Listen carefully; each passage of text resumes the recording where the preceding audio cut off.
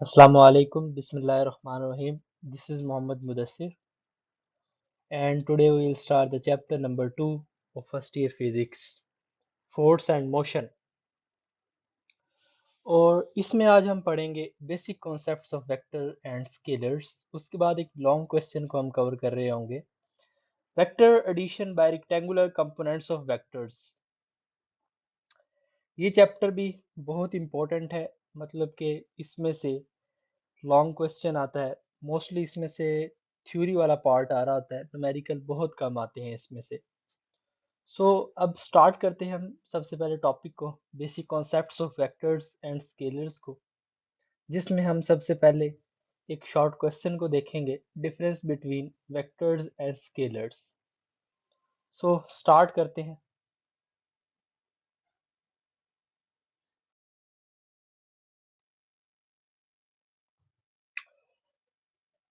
सो सबसे पहले तो difference between scalars and vectors हमें पता होना चाहिए। स्केलर्स और वेक्टर्स में डिफरेंस क्या है? ऐसी तमाम quantities, all those quantities which are described completely by their magnitude only are called scalar quantities। ऐसी क्वांटिटीज जिनको डिस्क्राइब करने के लिए सिर्फ और सिर्फ उनकी मैग्नीट्यूड ही काफी हो, ऐसी क्वांटिटीज को हम स्केलर क्वांटिटीज कहते हैं। और ऐसी क्वांटिटीज जो कि मैग्नीट्यूड से भी डिस्क्राइब हो रही हो एज वेल एज डायरेक्शन से भी डिस्क्राइब हो रही हो, ऐसी क्वांटिटीज को हम वेक्टर क्वांटिटीज कहते हैं। इस चैप्टर में हम मोस्टली वेक्टर्स को पढ़ेंगे, स्केलर्स के बारे में सिर्फ एक टॉपिक आएगा, बाकी ज्यादातर हम वेक्टर्स को ही पढ़ रहे होंगे। इसीलिए आज का जो हमारा टॉपिक है वो यही है, vector addition by rectangular components. All those quantities which are described completely by their magnitude only, जिनको सिर्फ मैग्नीट्यूड की जरूरत हो अपनी डिस्क्रिप्शन के लिए, ऐसी क्वांटिटीज को हम स्केलर क्वांटिटीज कहते हैं। और ऐसी क्वांटिटीज जिनको अपनी डिस्क्रिप्शन के लिए मैग्नीट्यूड भी चाहिए हो और डायरेक्शन भी चाहिए हो, ऐसी क्वांटिटीज को हम वेक्टर क्वांटिटीज कहते हैं। अब इनकी एग्जाम्पल देख लेते हैं। अब लेंथ है, जैसे कि अब देखें, कोई भी चीज है अगर उसकी एक स्पेसिफिक हम लेंथ ले लें, फॉर एग्जांपल 5 मीटर है, 6 मीटर है। अब इसकी कोई डायरेक्शन तो नहीं ना है, सिर्फ और सिर्फ मैग्नीट्यूड हमें बताएगी है। 6.5 हो सकती है, 6 हो सकती है, 9 हो सकती है। मींस कि सिर्फ मीटर में इसकी लेंथ हमें बता रहे हैं, मैग्नीट्यूड बताई जा रही है, सिर्फ डायरेक्शन नहीं बताई जा रही। ये कह सकते हैं एक स्केलर क्वांटिटी है। इसी तरह से मैस, मैस की एक वेटेज है, like 1 kg, 2 kg, 3 kg, 4 kg, 2.5 kg। अब इसकी कोई डायरेक्शन तो नहीं है ना, सिर्फ और सिर्फ इसकी मैग्नीट्यूड है।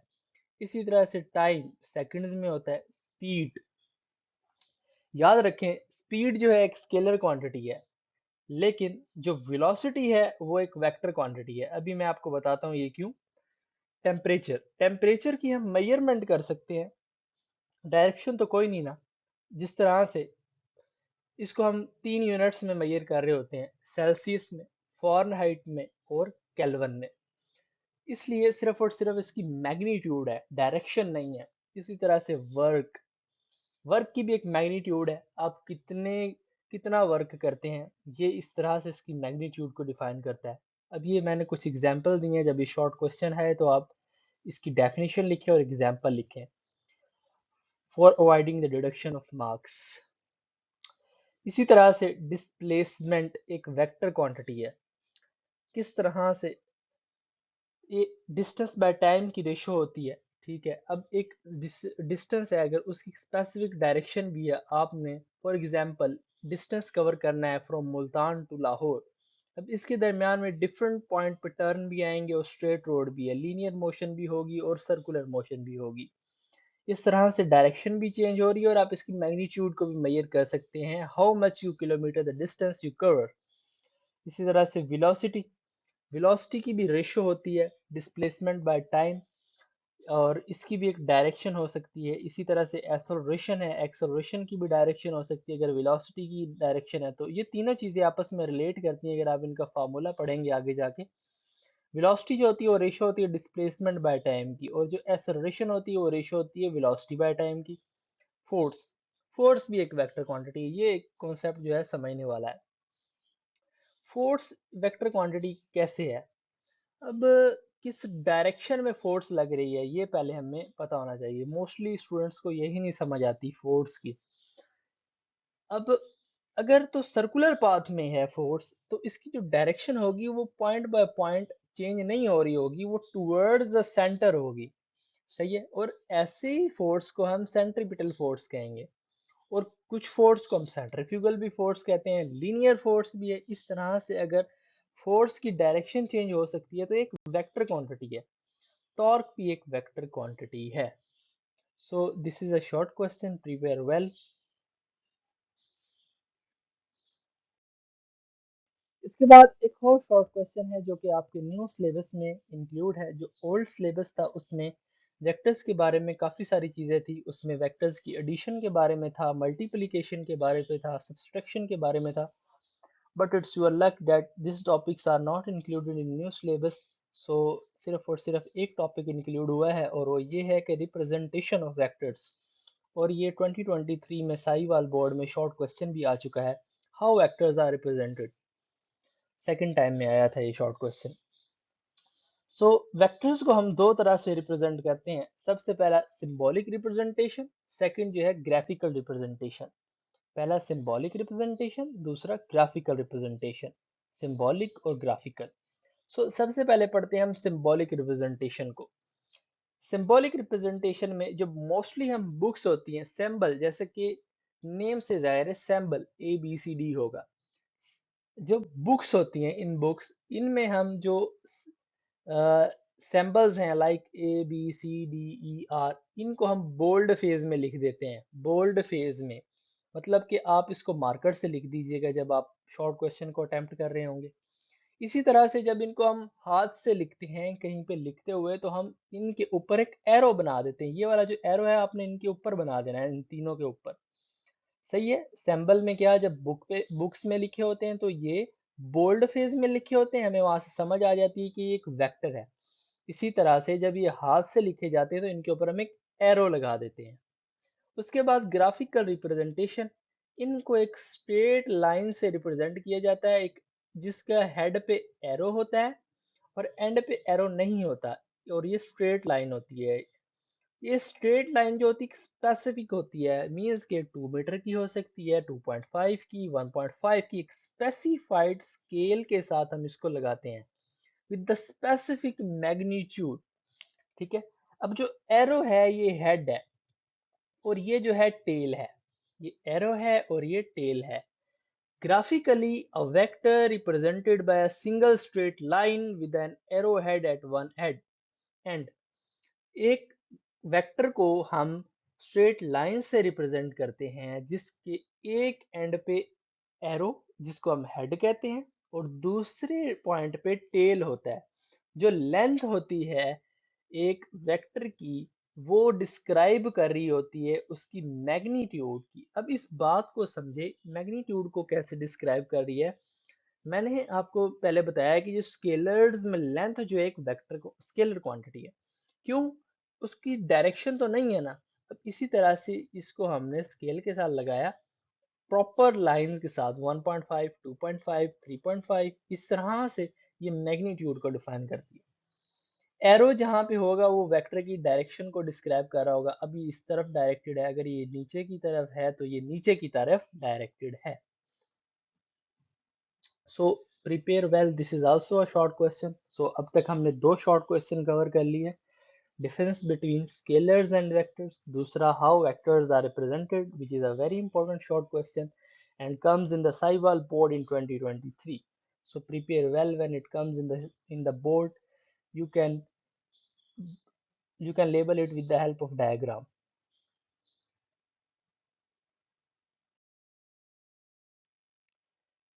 चलें जी, अब हम एक लॉन्ग क्वेश्चन को स्टार्ट करते हैं। ये एक लॉन्ग क्वेश्चन है और एक बहुत इजी लॉन्ग है। अगर बोर्ड में आ जाए तो मैं तो आपको यही सुजेस्ट करूंगा कि आप इसको अटेम्प्ट करें लाजमी।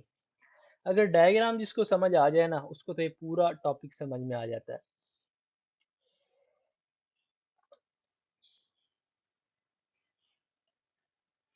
देखें जी, हमारे पास दो वेक्टर्स हैं। एक ये वेक्टर ए, ये इसकी टेल है, वाई एक्स ये एक्स एक्सिस है और ये वाई एक्सिस। अब ये कर सकते हैं हम एक्स एक्सिस के अलोंग जो भी वेक्टर्स होंगे उनके साथ हम एक्स लगा देंगे, उससे हमें ये पता चल रहा होगा कि ये एक्स कंपोनेंट का वेक्टर है। इसी तरह से जो वाई एक्सिस के अलोंग डायरेक्टेड होंगे हम उनको कहेंगे वाई एक्सिस का वाई कंपोनेंट का वेक्टर है। इसी तरह से अब देखें, ये एक वेक्टर ए है और ये एक एंगल बना रहा है एक्स एक्सिस के साथ थीटा। इसी तरह से ये एक वेक्टर बी है, ठीक है। और ये जो ए वेक्टर है इसको हमने, इसके जो टेल है वो पॉइंट ओ पे है और जो हेड है एम, तो vector A equals to O M. Vector A equals to O M किस तरह से, ये इसकी जो ओरिजिन है वो ओ पे है, टेल जो है ओ पे है, हेड जो है वो एम पे है। इसी तरह से जो वेक्टर बी है उसकी टेल जो है वो हेड पे है, किसके, वेक्टर ए के। अब वेक्टर ए पे उसका जो टेल है बी की, सो और जो हेड है वो पी पे, तो हम इसको कह सकते हैं पी एम या फिर एम पी, वो इससे रिप्रेजेंट हो रहे हैं। सही है। इसी तरह से ये ओ पी जो है वेक्टर ए वेक्टर आर है जो कि इन दोनों का सम है, मतलब कि इन दोनों को मिला रहा है, तो इसको हम कह सकते हैं R equals to A plus B, या तो ये भी कह सकते हैं O P plus O M plus M P, जो कि बराबर है R equals to A plus B. Consider two vectors A and B which are represented by two directed lines. The vector A is added to B by head to tail rule of vector addition. Vector A को हमने vector B में add किया by head to tail rule। देखिए head to tail rule क्या है, जो पहले vector है उसका हेड और दूसरे वेक्टर की टेल।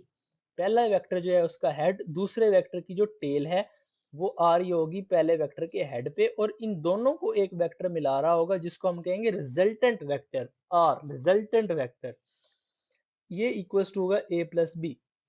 अब हम डेरिवेशन को स्टार्ट करते हैं। ये आपने बात को याद रखना है, जो जो हम डेरिवेशन करेंगे ना एंड पे, मैं बुक में भी आपके स्टेप्स लिखे हैं और मैं भी आपको स्टेप्स जो है लिखवा दूंगा।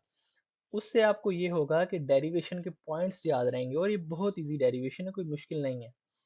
देखें, एक्स एक्सिस के अलोंग देखें, ये एक्स ए वेक्टर है, इसकी हमने यहाँ पे प्रोजेक्शन ड्रा कर ली इस पॉइंट पे क्यू पे, इस पॉइंट पे, और इसको हमने नाम दे दिया ए एक्स का।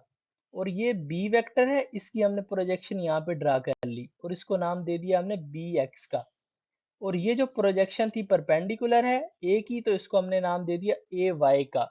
इसी तरह से ये प्रोजेक्शन जो वाई की बी वेक्टर की परपेंडिकुलर है, तो हमने इसको नाम दे दिया बी वाई का। अगर हम दोनों को मिला दें ए वाई और बी वाई को, तो हमारे पास एक रिजल्टेंट वेक्टर आ जाएगा जिसको हम आर वाई कहेंगे। इसी तरह से हम ए एक्स और बी एक्स को मिला देंगे तो एक रिजल्टेंट आर एक्स वेक्टर आ जाएगा। चलें जी, अब हम मालूम करते हैं रिजल्टेंट को अलोंग एक्स एक्सिस, इसके अलोंग। उसके बाद हम मालूम करेंगे वाई एक्सिस के अलोंग और दोनों को मिला देंगे फिर। Resultant along x-axis. Ax, Bx and Rx are the x components along x-axis. x-axis के along तीन वेक्टर्स के कंपोनेंट है। एक है ax जो कि बेसिकली कैसे आया, हमने एक प्रोजेक्शन को ड्रा किया वेक्टर a की हेड से जिसको हमने नाम दिया ए वाई का, और इसको हमने नाम दे दिया ए एक्स का। इसी तरह से हमने b की प्रोजेक्शन ड्रा की और उसको नाम दे दिया हमने बी एक्स का, और ये जो सारा था ये है बी वाई। याद रखें बेसिकली जब भी हमने प्रोजेक्शन को ड्रा करना है तो उसको हमने हेड से ड्रा करना है, ठीक है। अब ये देखें, ओ क्यू जो है वो ए एक्स है, इसी तरह से ओ आर क्या है, बी एक्स। अगर ये सारा हो ओ आर तो ये क्या आ जाएगा, आर एक्स। जो रिजल्टेंट होता है बेसिकली दो स्मॉलर कंपोनेंट्स को मिला दें तो एक बड़ा जब मिल जाए तो वो रिजल्टेंट बनता है। इसी तरह से अब आप देखें, अगर हम आर एक्स को मिलाएंगे तो वो आ जाएगा ए एक्स प्लस बी एक्स के। ये मैं पहले ही बता चुका हूँ आपको, आर जो है ए प्लस बी, भले जितने मर्जी अब कंपोनेंट्स आ जाएं इसमें। O R equals to O Q plus Q R. देखें, O R equals to O Q plus Q are.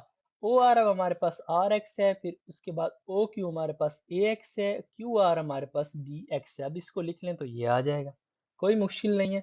मतलब कि ये जो डायग्राम अगर आप समझ लें तो सब कुछ हल आसानी से हो जाएगा। उसके बाद इसके साथ हम एक वेक्टर अप्लाई करते हैं आई unit vector, multiply by I unit vector, यहाँ पे भी आई आ जाएगा और यहाँ पे भी आई यूनिट आ जाएगा वेक्टर। अगर हम इसको कॉमन ले लें तो दोनों में से कॉमन आ जाएगा, इधर आई यूनिट वेक्टर ऐसे ही रहेगा। ये वेक्टर फॉर्म है रिजल्टेंट अलोंग एक्स एक्सिस। अब हमने रिजल्टेंट अलोंग वाई एक्सिस मालूम कर लिया, एक्स एक्सिस मालूम कर लिया, वाई एक्सिस के अलोंग मालूम करते हैं।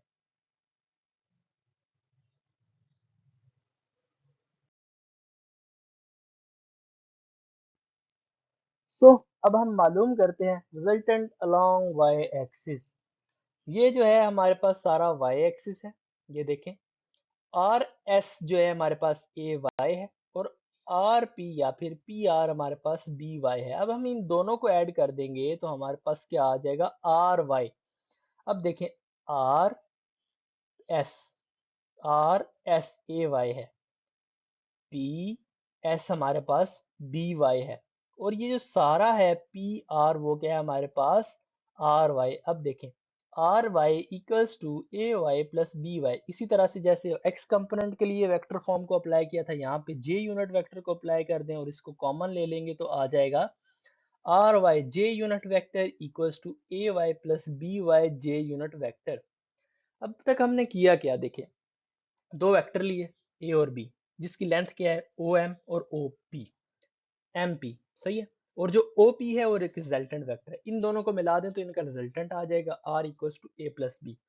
फिर हमने रिजल्टेंट अलोंग एक्स एक्सिस मालूम किया, फिर हमने वाई एक्सिस मालूम किया। अब हम रिजल्टेंट वेक्टर को मालूम करते हैं, यानी कि वो इन दोनों का सम है।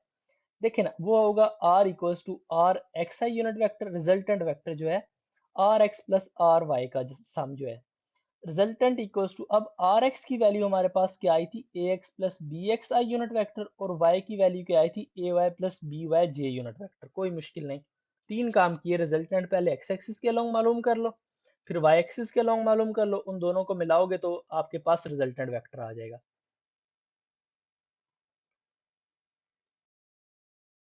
ओके, अब चौथी चीज हमने क्या मालूम करनी है, मैग्नीट्यूड को मालूम करना है। मैग्नीट्यूड को मालूम करने के लिए वही फार्मूला है जो पहले आया था, R square equals to R X का स्केयर प्लस आर वाई का स्केयर। स्क्वेयर को अप्लाई कर दो, अगर आप अंडर रूट लेते हैं तो ये स्क्वेयर से ये कैंसिल हो जाएगा, लेकिन यहाँ पे कैंसिल नहीं होगा तो अंडर रूट आ जाएगा।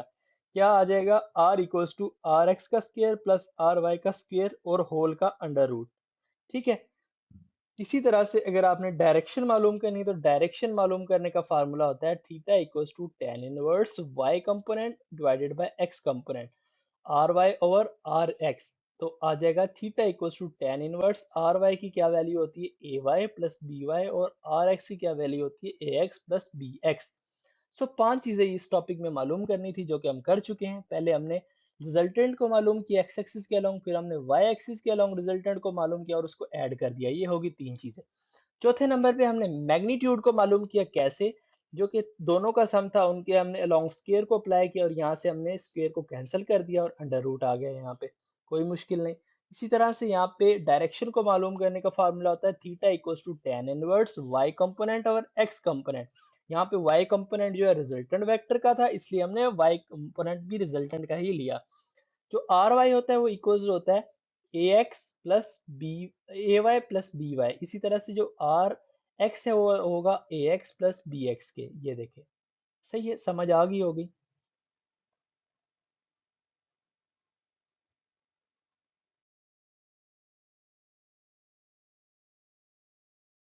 तो अब ये मैंने स्टेप्स लिख दिए हैं, आपकी बुक पे भी मेंशन है कि हमने किया क्या क्या है। पहले हमने एक्स कंपोनेंट मालूम किया सब वेक्टर्स का, ए एक्स मालूम किया ए का, फिर बी एक्स मालूम किया बी का, फिर आर एक्स मालूम किया आर का। कैसे, ए एक्स प्लस बी एक्स को ऐड करके। Find x and y component of all given vector. Find resultant of x component rx. वो कैसे, rx को मालूम किया कैसे, rx equals to ax plus bx, उसको हमने ऐड करके। उसके बाद हमने y कंपोनेंट को मालूम किया ry को, वो कैसे मालूम किया, ay को प्लस by को ऐड करके। फिर हमने रिजल्टेंट वेक्टर की मैग्नीट्यूड मालूम की, कैसे, r equals to R square R X square plus R Y square whole का अंडर रूट। फिर हमने डायरेक्शन को मालूम किया theta equals to tan inverse Y component और एक्स कंपोनेंट। ये पांच काम को आपने बस याद रखना है जेन में, इन पांच चीजों को कि हमने किया क्या क्या है, बस इनको याद रखना आप और हो जाएगा खुद ही। ठीक है। बस इन स्टेप्स को याद करें आप। सो जो लॉन्ग क्वेश्चन है, जो पॉइंट है, वो आपके खुद ब खुद जेहन में आते जाएंगे।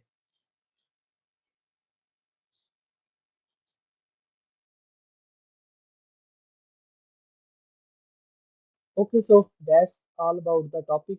If you guys have any question, you can feel free to ask me in the comment section or prepare well for the perspective of long question. This is a very important long question और ये बहुत दफ़ा board में आ चुका है। जज़ाकल्लाह।